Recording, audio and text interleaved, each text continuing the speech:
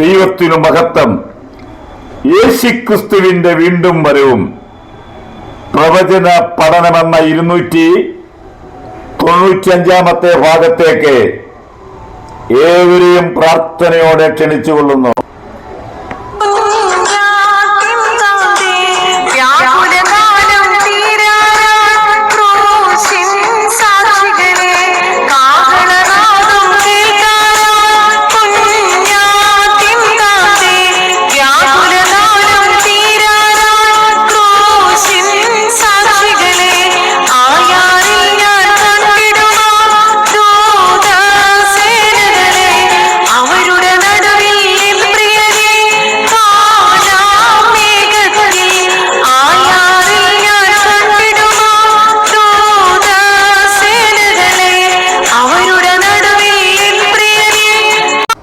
നാം ഇന്ന് ചിന്തിക്കുന്നത് യേശുവിന്റെ പുനരാഗമനത്തെ നിഷേധിക്കുന്നവർ, ഇന്നത്തെ ക്രൈസ്തവ മോഡേണിസ്റ്റുകാർ യേശുവിന്റെ മടങ്ങി വരവിൽ വിശ്വാസമേ ഇല്ല. ഒരു പുറത്തൊക്കെ പല കാര്യങ്ങൾ പറയെങ്കിലും അവരുടെ ഉള്ളിലിരിപ്പ് ഇങ്ങനൊരു സംഭവം ഇല്ല.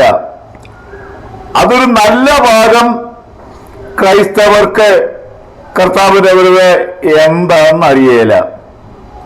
സ്വർഗം ഉണ്ടോ നരകമുണ്ടോ ഒന്നും അവർക്ക് കാര്യമായ അറിവില്ല.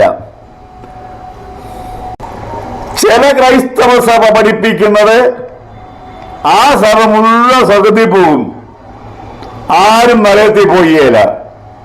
ബൈ ചാൻസിൽ ആരെങ്കിലും പോകാത്തവരുണ്ടെങ്കിൽ അവർക്ക് വേണ്ടി പ്രത്യേകമായ പല പദ്ധതികളൊക്കെ അവരുടെ ഭാഗത്തുണ്ട്. എന്നെ കേൾക്കുന്ന സഹോദരങ്ങളെ, യേശുവിനെ രക്ഷിതാവായി സ്വീകരിച്ച് സ്നാനപ്പെട്ട് വിശുദ്ധിയോടെ ജീവിക്കുന്നവരെ പോകുകയുള്ളൂ. അല്ല ക്രൈസ്തവ സംഘടനയാണോ പെന്തക്കോസ്താന്നോ പറഞ്ഞിട്ടൊന്നും യേശുവിൻ്റെ കാലത്തെങ്കിൽ പോകുകയില്ല എന്ന് ഇടയ്ക്ക് ഞാനൊന്ന് ഓർപ്പിച്ചുകൊള്ളൂ. അവരെ സംബന്ധിച്ച് മാനസാന്തരം എന്താണെന്നറിയേല, സ്നാനം എന്താണെന്നറിയേല. അവർ പഠിച്ചിരിക്കുന്നത് ഒന്നും അറിയാത്ത ശിശുവിനെ തളിപ്പ് സ്നാനമാണ് സ്നാനമെന്ന് അവർ പഠിച്ചിരിക്കുകയാണ്. കാരണം വേറെ ഒന്നും അവരെ പഠിപ്പിക്കുന്നില്ല. ആ നിലയിൽ അവർ ചിന്തിച്ചു പോകുന്ന ഒരു കൂട്ടം ആളുകൾ. ഇനി ചിലരുടെ വാദഗതി പറയുന്നത് കർത്താവ് വരികയില്ല. 2 പത്രോസ് 3-ാം അധ്യായത്തിന് 3-ാമത്തെ വാക്യം, അവന്റെ പ്രത്യക്ഷതയുടെ വാഗ്ദത്തം എവിടെ? അത് ചോദിക്കുന്നതാണ്. പിതാക്കന്മാർ നിദ്ര കൊണ്ടതിന് ശേഷം സകലവും സൃഷ്ടിയുടെ ആരംഭത്തിൽ ഇരിക്കുന്നത് പോലെ ഇരിക്കുന്നു, ഒരു വ്യത്യാസവുമില്ല എന്ന അന്ത്യകാലത്തെ പരിഹാസത്തോടെ ആളുകൾ എഴുന്നേൽക്കുമെന്ന് പത്രോസ് അപ്പോസ്തലൻ മുൻകൂട്ടി പറയുന്നു. ഈ പത്രോസിന്റെ ലേഖനങ്ങളൊക്കെ ഒന്ന് വായിച്ചു നോക്കിയാൽ എന്തോ ജ്ഞാനത്തിന്റെ ഉറവിടമാണ്.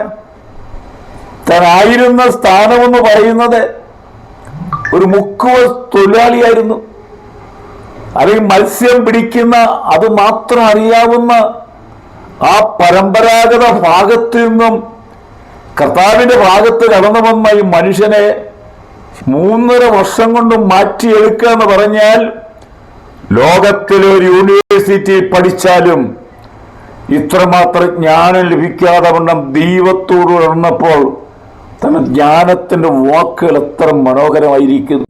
അടുത്ത് പറയുന്നത് അന്ത്യകാലത്തെ പത്യോപദേശത്തെ വെറുക്കുന്നു എന്ന് പറഞ്ഞാൽ സത്യോപദേശത്തിന് വലിയ പ്രാധാന്യം കൊടുക്കാതെ കർണരസമാകുമാറെ സ്വന്തം മോഹങ്ങൾക്കൊത്തവണ്ണം കെട്ടുകഥ കേൾപ്പാൻ കാലം വരുന്നെന്ന് പൗലോസ് മുൻകൂട്ടി പറഞ്ഞു. ചില കൺവെൻഷൻ വേദികളിലെ കള്ളക്കഥകളും തമാശകളും പറഞ്ഞ് പൊട്ടിച്ചിരിപ്പിക്കല്, തരം താന്ന വാക്കുകള്, കൂട്ടച്ചിരിയും എന്ന് വേണ്ട തമാശ പറഞ്ഞ് ആത്മീയ മണ്ഡലത്തെ ഒരു കാതികന്റെ അവസ്ഥയിലേക്ക് കൊണ്ടുവരുന്ന പലരും കേരളത്തിൽ ഇന്ന് പൊന്തി വന്നിട്ടുണ്ട്. അവരെ മതിയെന്നാ പറയുന്നത് ചെറുപ്പക്കാരെ. തമാശ കേൾക്കാമല്ലോ. ഈ തളർന്ന പദ്ധതികളെ നമ്മുടെ പ്രാരംഭത്തിൽ ഇറങ്ങിയ നമ്മുടെ പിതാക്കന്മാരൊന്നും പറഞ്ഞില്ല. അവർ തനി ഉപദേശമാണ് പറഞ്ഞത്. ബൈബിളില് ശക്തമായ ദൂത് പറഞ്ഞു. എന്നോട് ചോദിക്കട്ടെ, ഈ സ്റ്റേജിലേക്ക് ഒരു തമാശയും കള്ളക്കഥയും ഇതൊക്കെ പറയുന്ന ആളുകളുടെ ശുശ്രൂഷയാലെ ആരെങ്കിലും ഒരുത്തൻ യേശുവിനെ കണ്ണുമുട്ടിയിട്ടുണ്ടോ?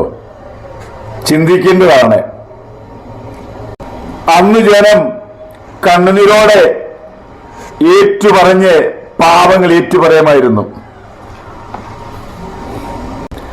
ഇങ്ങനെയുള്ളവരുടെ സംഘാടകർ പറയുക, തമാശം ഈ കാരണമൊന്നും പറയാതെ തനി പ്രസംഗിക്കാന്ന് പറഞ്ഞാൽ ഇവരുടെ കൈവശം ഒന്നുമില്ല. ഒരിക്കൽ എന്നോട് ഒരാൾ പറഞ്ഞാണ്, 1.5 മണിക്കൂറത്തെ ഒരു യോഗത്തിന് 10 തമാശം കള്ളക്കഥയും പൊട്ടിച്ചിരിപ്പിക്കലുമായിട്ട് 10 എണ്ണമാണ് പുള്ളി ഇറക്കിയെന്ന്. ഇത് കേൾക്കാൻ ഇന്ന് നമ്മുടെ ആളുകളെ എല്ലാവരും അല്ലെങ്കിലും കുറെ എണ്ണം തയ്യാറായിരിക്കുന്ന സാഹചര്യം നമ്മുടെ മുമ്പിൽ വന്നു കഴിഞ്ഞു. ഇതവർക്കൊരു വലിയ വരുമാന മാർഗമായി മാറിയിരിക്കുകയാണ്. എന്നാൽ എന്നെ കേൾക്കുന്ന പ്രിയപ്പെട്ടവരെ, പാപബോധമോ കുറ്റബോധമോ ചെയ്ത കുറ്റത്തിനയ്യോ ഞങ്ങൾ ഇങ്ങനായി പോയല്ലോ എന്നുള്ള ചിന്ത വരാതെ, ഇപ്പോൾ ഒരു കണ്ടിട്ട് നടത്തണമെങ്കിൽ ലക്ഷക്കണക്കിന് രൂപ മുടക്കണം. എന്തെല്ലാം കാര്യങ്ങളെന്നറിയാമോ? പണ്ട് അതിന്റെ ആവശ്യമൊന്നും ഇല്ലായിരുന്നു. എന്നിട്ട് ഒരു പാപി പോലും രക്ഷിക്കപ്പെടാതെ പോകുന്നത്, അത് മാത്രമല്ല സഭയ്ക്ക് ഒരു സന്തോഷം പോലും ഉണ്ടാകാതെ അവസ്ഥയായിട്ടെന്ന് മാറിയിരിക്കുകയല്ലേ. പൗലോസ് തന്റെ സമാപന ലേഖനമാകുന്ന 2 തിമോത്തിയോസ് പറയുന്നത്, പൗലോസ് അപ്പോസ്തലന്റെ സമാപന ലേഖനമാണ് 2 തിമോത്തിയോസിന്റെ പുസ്തകം. തന്റെ ലാസ്റ്റ് എഴുതിയിരിക്കുന്നതാണ്. അതിന്റെ 2 തിമോത്തിയോസ് 4-ാം അധ്യായത്തിന്റെ 3-ാമത്തെ വാക്യങ്ങൾ വായിക്കുമ്പോൾ, സ്വന്തം മോഹങ്ങൾക്കൊത്തവണ്ണം, അവിടെ നമ്മളൊന്ന് പഠിക്കണം. സ്വന്തം മോഹങ്ങളെ വിളിച്ചു പറയുകയാണ്. ഒന്നുകൂടെ പറയട്ടെ, സ്വന്തം മോഹങ്ങൾക്കൊത്തവണ്ണം കെട്ടുകഥ കേൾപ്പാൻ തിരിയുന്ന കാലം എന്ന് പറഞ്ഞാൽ ഇവരുടെ ഉള്ളിലിരിപ്പ് വിളിച്ചു പറയുന്നു എന്ന് മാത്രമേ ഉള്ളൂ.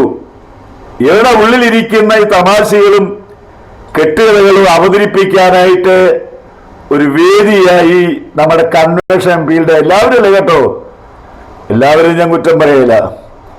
ഇങ്ങനെയുള്ളവർക്ക് ദയവ് ചെയ്ത് നമ്മുടെ സഭകൾ അവസരം കൊടുക്കാതിരുന്നാൽ നന്നായിരിക്കും. ഞാനിപ്പോൾ സുവിശേഷ പ്രവർത്തന ബന്ധത്തില് വടക്കേന്ത്യയിലെ പല സ്ഥലങ്ങളെ സന്ദർശിക്കുകയും എന്നിൽ നിക്ഷിപ്തമായിരിക്കുന്ന ചെറിയ ആലോചനകളെ ഞാൻ പങ്കുവെച്ചുകൊണ്ട് എൻ്റെ യാത്ര മുന്നോട്ട് പോകുന്നു. എന്നെ ഓർത്തുക്കുമ്പോഴൊക്കെ ഒന്ന് പ്രാർത്ഥിക്കുക. എൻ്റെ ഉള്ളിൽ ഏറ്റവും പ്രധാനമായ വിഷയം ഭാരതത്തിനുണർന്നു വേണ്ടി പ്രാർത്ഥിക്കുന്ന ഒരു ദൈവദാസനാണ്. ഇന്നല്ലെങ്കിൽ നാളെ വലിയൊരു ഉണർവുണ്ടാകും. നിങ്ങളും അതിലംഗമാകൂ. നമ്മുടെ കർത്താവ് വരാറായി. ഒരുങ്ങുക. ദൈവം നമ്മളെ അനുഗ്രഹിക്കട്ടെ.